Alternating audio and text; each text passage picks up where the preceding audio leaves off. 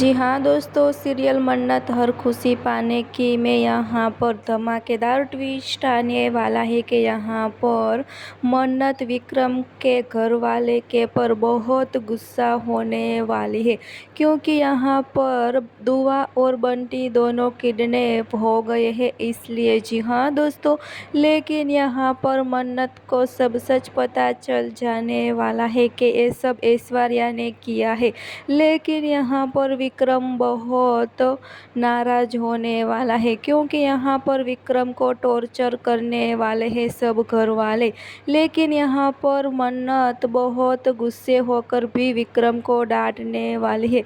लेकिन यहाँ पर विक्रम मन्नत के साथ सपोर्ट करने वाला है। जी हाँ, आप हमें कमेंट करके ज़रूर बताना कि ऐसा होना चाहिए कि नहीं, क्योंकि यहाँ पर दुआ के साथ बहुत बुरा होने वाला है। जी हाँ, फिलहाल लिए बस इतना।